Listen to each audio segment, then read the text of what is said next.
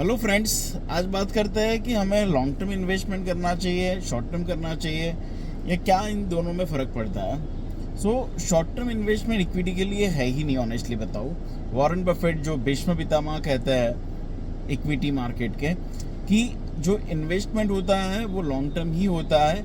बाकी ट्रेडिंग अगर आप कर रहे हो तो ट्रेडर्स 100 मल्टीप्लाई बाई 0 भी 0 होता है, एंड 1 मल्टीप्लाई बाई 0 भी 0 ही होता है। आज आपने गेन किया, कल शायद गवा दोगे, तो अल्टीमेटली तो वो लॉस मेकिंग ही रहता है। इन दैट केस अगर आप लॉन्ग टर्म इन्वेस्ट कर रहे हो तो आपको इतना ज़्यादा स्ट्रेस लेना नहीं चाहिए इक्विटी में कि आज मार्केट 200 पॉइंट ऊपर गया, 1000 पॉइंट ऊपर गया, या 4000 पॉइंट ऊपर चला गया, या 2000 पॉइंट डाउन चला गया।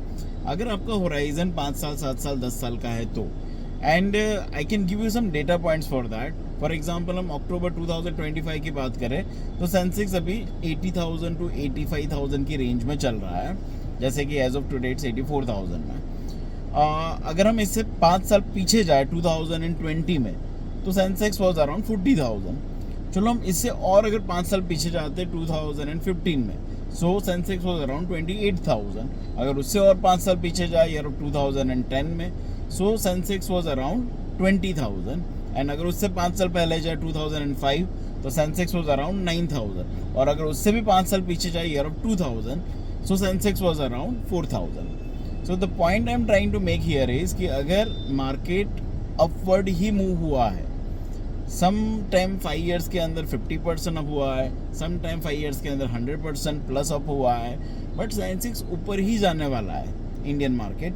अगर आपका इन्वेस्टमेंट अगर 5 साल से ज़्यादा होराइजन के लिए है तो आपका पैसा मल्टीप्लाई होने ही वाला है। आपको अगर डेली मूवमेंट में से कोई फ़र्क हो तो आपके एड्रेनालिन रश के लिए ठीक है कि हम देखते रहे, बिकॉज अभी टेक्नोलॉजी इतनी ज़्यादा हो गई है कि everything is available on finger tips. तो हम डे नाइट अपने पोर्टफोलियो को चेक करते रहते हैं कि अपना पोर्टफोलियो आज 3,000 ऊपर हुआ, या 10,000 ऊपर हो गया, या 10 लाख ऊपर हो गया, या 4 लाख डाउन हो गया।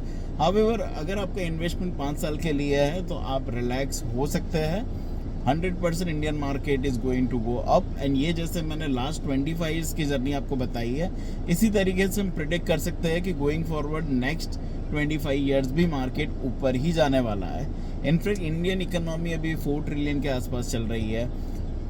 एज़ पर इकोनॉमिस्ट की बात अगर सुने तो आने वाले 5 साल के अंदर इकोनॉमी 7 ट्रिलियन प्लस हो जाएगी। देन अगर हमारी पर कैपिटा इनकम की बात करें तो जो $2,800 चल रही है, वो गोइंग फॉरवर्ड 18,000 का टारगेट इंडिया ने रखा हुआ है। By 2047 India should have more than $18,000 per capita income. And इनमें अगर हम कुछ सेक्टर्स की भी बात करें तो कुछ डेटा पॉइंट्स है कि $3,000 की अगर पर कैपिटा इनकम क्रॉस होती है तो डोमेस्टिक ट्रैवलिंग बहुत ही इंक्रीज़ हो जाता है। इसीलिए ट्रैवल, टूरिज़्म, हॉस्पिटैलिटी, ये सब सेक्टर्स भी बूम देखेंगे।